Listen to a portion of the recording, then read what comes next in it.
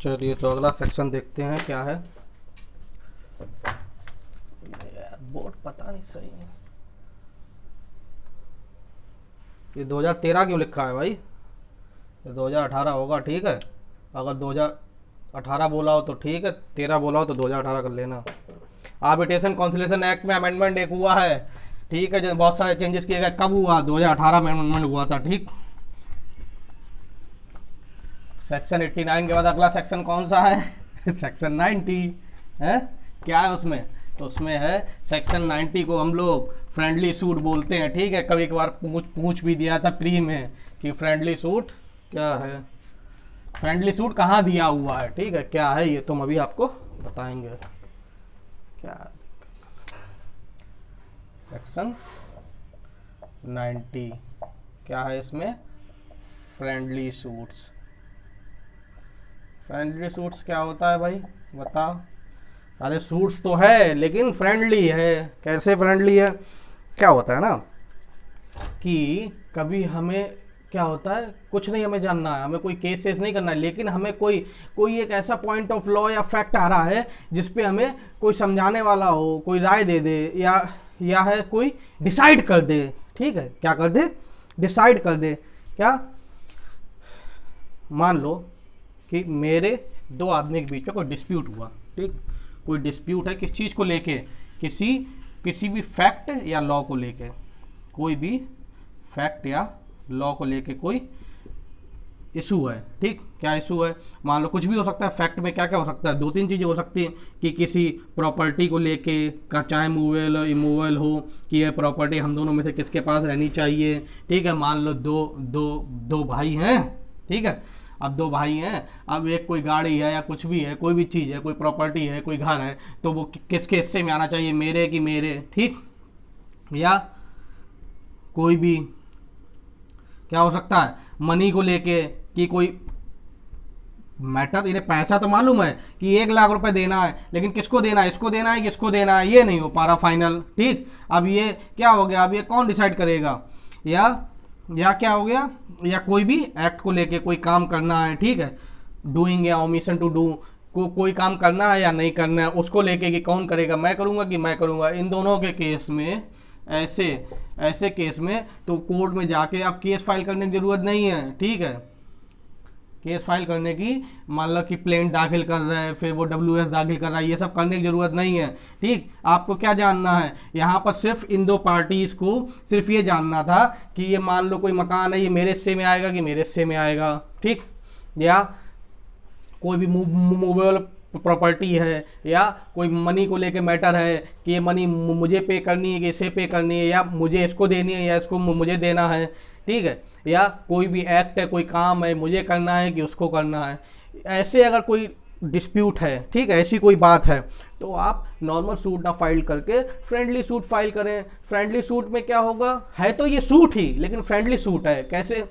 इसमें क्या होगा, आप पहले ही ये एग्रीमेंट तैयार कर लें, दोनों लोग मिलके एग्रीमेंट तैयार कर लें। क्या एग्रीमेंट कर लेंगे कि ये मैटर है, जैसे मैंने बोला कि ये प्रॉपर्टी को लेके है, उस एग्रीमेंट में सारी बातें आप अपनी रख देंगे और कोर्ट में जाके एप्लीकेशन के थ्रू दाखिल कर देंगे, ठीक है। इसमें एप्लीकेशन डाली जाएगी कि माय लॉर्ड आप डिसाइड कर दो, ठीक है। अगर कोर्ट को ऐसा लगता है कि हाँ ये कोर्ट द्वारा डिसाइड है, पॉसिबल है कि ये कोर्ट द्वारा डिसाइड हो सकता है, तो कोर्ट, या वो एलिजिबल हो रहा है डिसाइड होने के लिए, तो फिर कोर्ट उसे डिसाइड कर देगी।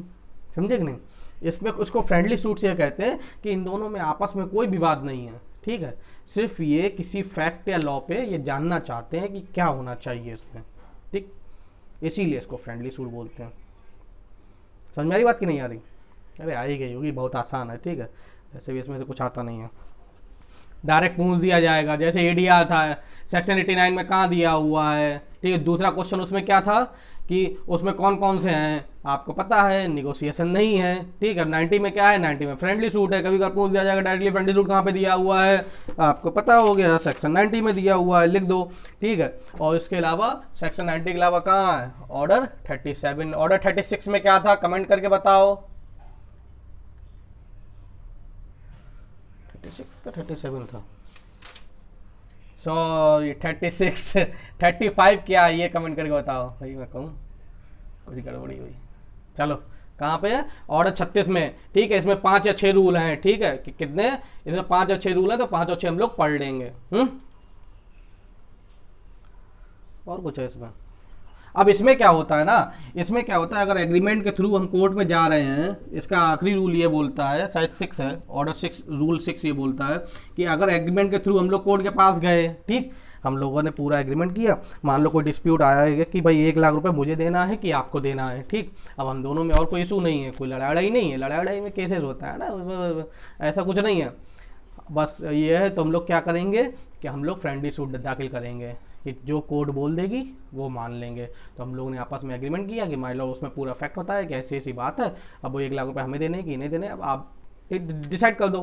तो कोर्ट क्या करेगी, कोर्ट इसी एग्रीमेंट को वो सूट की तरह ले लेगी, और सूट की तरह लेने के बाद दूसरी पार्टी जो उसमें होंगी उनको समन भेज देगी, उनको बुला लेगी, ठीक है, और उसके बाद में डिसाइड कर देगी, ठीक है। डिसाइड करने के बाद जैसे ही वो जजमेंट पास करेगी, ठीक है, तो जो डिक्री आएगी ना वो कंप्रोमाइज डिक्री बोली जाएगी, ठीक है, क्योंकि दोनों के सहमति से आई है।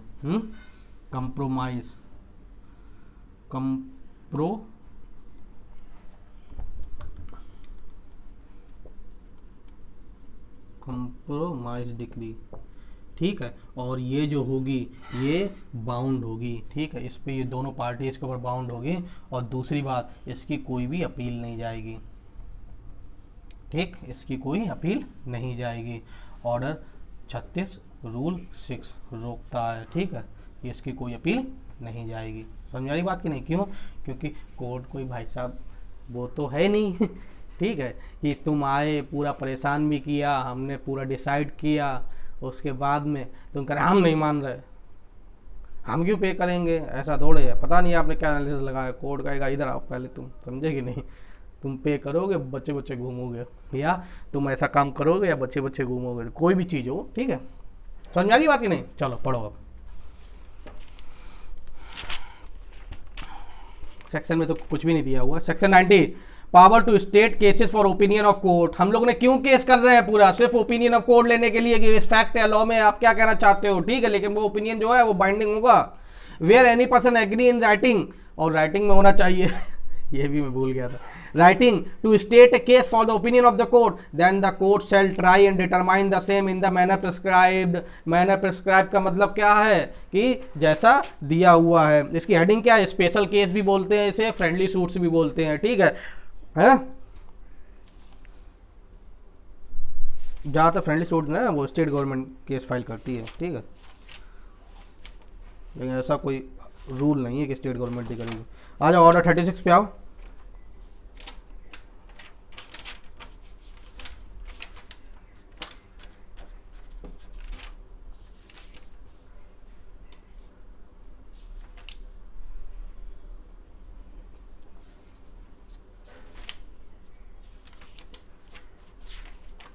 कोई दिक्कत हुआ करे तो कमेंट कर दिया करें, ठीक है,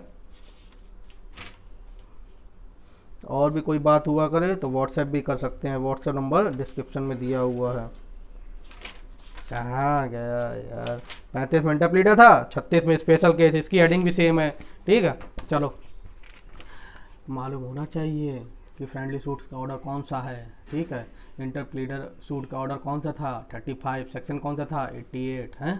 इसका आ जाओ, power to state case for courts opinion, parties claiming to be interested in the decision of any question of fact of law लिखा है, और कर लेना, ठीक है। ये कौन सा यूनिवर्सल वाला बेरेक्ट है, इसमें ऑफ लिखा हुआ है। क्वेश्चन ऑफ फैक्ट और लॉ दोनों पे ही मांग सकते हैं। May enter into an agreement, क्या है, parties claiming to be interested in decision of any question of fact और law may enter into an agreement, किस में जाएंगे वो, एग्रीमेंट के through, in writing stating such question in the form of a case for the opinion of the court and providing that upon finding of the court with respect to such question, कैसे question होंगे, सबसे पहला a sum of money fixed by the parties, कोई भी सम of money है जो party द्वारा fix किया गया है, और to be determined by the court shall be paid by one of the parties to the other of them, ठीक है, कि माय लॉर्ड ये डिसाइड कर दो हम दोनों में से कौन देगा। दूसरा some property movable immovable specified in the agreement shall be delivered by one of the parties to the other of them, ठीक है, या कोई ऐसी मूवेबल इमूवेबल प्रॉपर्टीज है जो आप ये बता दो कि किसको किसको देनी है। One or more of the party shall do or refrain from doing some other particular act specified in the agreement, ठीक है, कोई पर्टिकुलर एक्ट है जो करना है कि नहीं करना है तो किसको करना है, ठीक है, या किसको नहीं करना है। तो इन तीन टाइप के अगर क्वेश्चंस हैं, कोई फैक्ट है या कोई लॉ पे ऐसा है, तो वो कोर्ट पे फ्रेंडली सूट के थ्रू डिसाइड कर दिया जाएगा, ठीक है। इन दोनों सूट्स में अंतर क्या होता है, वैसे सूट्स होती तो क्या इंस्टीट्यूशन ऑफ सूट्स होता, प्रेजेंटेशन ऑफ प्लेंट होता, इसमें क्या होगा, इसमें कुछ नहीं, एग्रीमेंट के थ्रू आप कर दो, उसमें क्या होता, प्लेंट के थ्रू जाता, इसमें एप्लीकेशन के थ्रू चला जाएगा, समझे कि नहीं। Every case stated under this rule shall be divided into consecutively numbers paragraph and shall concisely state such fact and specify such document as may be necessary to enable, ठीक है, उसमें क्या होगा, पैराग्राफ में लिख दिया जाएगा, ठीक है, कोई जानने की जरूरत नहीं। क्या समझ में आ रहा है दोस्त, इसमें क्या हमें याद रखना है कि फ्रेंडली सूट्स क्या होता है। फ्रेंडली सूट्स भाई साहब राइटिंग में एग्रीमेंट के थ्रू होता है, इसमें सिर्फ और सिर्फ इन्हें ये डिसाइड करवाना होता है, कोर्ट से ओपिनियन ऑफ कोर्ट लेना होता है कि इन मैटर में कोई भी question of fact and law है तो वो आप हमें बता दो कि क्या होगा उसमें, ठीक। कोई ज़्यादा बड़ा उसमें डिस्प्यूट, कोई मतलब कोई बहुत सारी टेक्निकलिटीज़ नहीं होती हैं कि ये क्या होगा वो क्या होगा, ये इसने कोई वो नहीं होता है कि ये किसके ऊपर ब्लेम कर रहा है, वो उसको डिनाई कर रहा है, ये सब चीज़ें नहीं होती उसमें, ठीक है। सिंपल सा कोई भी क्वेश्चन ऑफ फैक्ट या लॉ होगा उसको डिसाइड करना हो, तो इसीलिए उसको फ्रेंडली सूट्स बोलते हैं। समझ में आ रही बात कि नहीं? आ ही रही होगी भाई। Where value of subject matter must be stated, rule 2 ये बोलता है कि अगर कोई वैल्यू ऑफ सब्जेक्ट मैटर है तो वो भी आपको क्लियरली मेंशन करनी पड़ेगी, उसकी वैल्यू क्या है, समझे कि नहीं। कोई मान लो कोई प्रॉपर्टी है, कोई मकान है, तो उसकी वैल्यू भी आप उसमें लिखें एग्रीमेंट में कि क्या है उसकी value. Agreement to be filed and registered as suit, ठीक है। रूल 3 ये बोलता है कि कोई भी एग्रीमेंट जो फाइल किया गया है तो कोर्ट उसे एज ए सूट रजिस्टर्ड कर लेगी और जो पार्टीज़ को इन्फॉर्म करना है उनको समन भेज देगी, समझे कि नहीं, उनको इन्फॉर्म कर देगी, आ जाओ भैया इस दिन की डेट लगी है। लेकिन जो एप्लीकेशन दे रहा है उसको समन अमन नहीं भेजा जाता है, ठीक है, वो तो ऑलरेडी खुद ही समन, अरे यार वो तो आएगा ही आएगा, समझे कि नहीं, उसकी जानकारी में तो सब है ही। पार्टीज रूल 4 ये बोलता है parties to be subject to court jurisdiction, ठीक है। इसमें ये है क्योंकि ये कोर्ट जो फाइनल डिसीजन आता है, ठीक है, जजमेंट आता है, उस पर जो कंप्रोमाइज डिग्री पास होती है वो जो होता है वो बाइंडिंग होता है पार्टीज़ की, ठीक है। इसलिए जो है जो पार्टीज़ जो हैं वो कोर्ट की जुरिडिक्शन में होने चाहिए दोनों ही, ठीक है। Hearing and disposal of the case, 5वां ये बोलता है क्या है कि the case shall be set down for hearing as a suit instituted in the ordinary manner। कैसे होगा, वैसे ही डिसाइड करेगी कोर्ट जैसे ही ऑर्डिनरी मैनर में कोई भी सूट आता है, ठीक है, वही सारे CPC के सारे रूल्स एंड रेगुलेशन सब अप्लाई होंगे, ठीक। As the provision of the court shall apply to such suit as far as the same are applicable, ठीक। 2 क्या बोलता है, where the court is satisfied after examination of the parties, अब examination of parties होगा after taking such evidence at as think fit, ठीक है। Court को satisfy पहले हो जाए कि हाँ ये क्वेश्चन ऐसा है कि मेरे द्वारा डिसाइड किया जाए, या ऐसा कोई फैक्ट है जो मेरे द्वारा डिसाइड किया जाए। जैसे that the agreement was duly executed by them, कि भैया इन लोगों ने एग्रीमेंट जो है वो ड्यूली एग्जीक्यूटेड है, ड्यूली एग्जीक्यूटेड मतलब दोनों के साइन है। That they have bona fide interest in question stated therein, कि भैया दोनों का ही उसी क्वेश्चन पे बोनाफाइड इंटरेस्ट है कि नहीं। तीसरा, that the same is fit to be decided, जो क्वेश्चन ही अपने पास लेके आए हैं वो है इस लाइक कि उसे हम डिसाइड करें, मतलब उसे कोर्ट डिसाइड करे, समझे कि नहीं। कुछ भी ना लेके पहुंच जाओ कि भैया सर्दियों में फ्रिज में पानी की बोतल कौन भर के रखेगा, माय लॉर्ड डिसाइड कर दो कि मेरी बारी किसकी बारी है। तो ऐसी जोक था, नहीं ऐसी चीज़ें ना हो, कहने का मतलब है कि कोर्ट उसको डिसाइड कर सके, समझे। It shall proceed to pronounce judgment thereon in the same way as the ordinary suit, बिल्कुल वैसे ही जजमेंट पास करेंगे जैसे ऑर्डिनरी सूट में करते हैं। Upon the judgment so pronounce the decree shall follow, ठीक है, और उसी जजमेंट पे डिग्री हो जाएगी। उसी डिग्री को इसमें दिया नहीं लेकिन उसी को कंप्रोमाइज डिग्री बोलते हैं, ठीक। कंप्रोमाइज़ क्यों बोलते हैं, क्योंकि दोनों के कंप्रोमाइज़ के थ्रू पूरा फ्रेंडली सूट है ना ये। No appeal from a decree pass under rule 5, no appeal shall lie from a decree pass under rule 5, ठीक। इसमें कोई भी अगर डिग्री पास होती है तो उसमें क्या नहीं होगा, उसमें अपील नहीं जाएगी। ठीक है, अगर आप सेक्शन 96 देखें जिसमें फर्स्ट अपील की बात की गई है, खोलो जरा, खोल लो भैया सेक्शन 96, देखो इसमें ये रहा है, no appeal shall lie from a decree pass by the court with the consent of the parties. ठीक है, इसमें भी दिया हुआ है कि अगर कोई कंसेंट से पार्टीज के कोई डिग्री पास होती है, इसमें भी आप अपनी दोनों लोग एग्रीमेंट से, ठीक है, जो ड्यूली एग्जीक्यूटेड था उसके थ्रू आप आए थे ना कोर्ट कि माय लॉर्ड आप एक फैक्ट, आप ये क्वेश्चन या कोई भी फैक्ट या लॉ है उसको डिसाइड कर दो। अब हमने डिसाइड कर दिया, अब आप चुपचाप मानो। ठीक है, अब ना ही उसकी अपील जाएगी और ना ही आप उससे डिसएग्री हो सकते हो। ऐसा थोड़े कि तुम सारी मेहनत हमने की उसके बाद में अब तुम कहते हो हम नहीं मान रहे, अब तो मानना पड़ेगा दोस्त, तुम आए क्यों थे मेरे पास।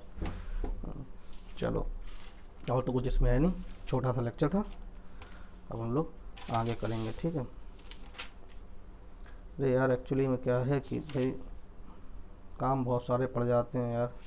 हम लोग 95 तक जो है, 95 तक अभी सेक्शंस के थ्रू चलेंगे, उसके बाद अपील को रोक देंगे। ठीक, अपील को रोक के बाकी हम लोग जितने ऑर्डर्स हम लोग को करने हैं वहाँ तक करेंगे। जब वहाँ पर भी हम लोग अपील वाले ऑर्डर पे, ऑर्डर 41 पे पहुँच जाएंगे, तब अपील चालू करेंगे। ठीक है, चलो, थैंक यू।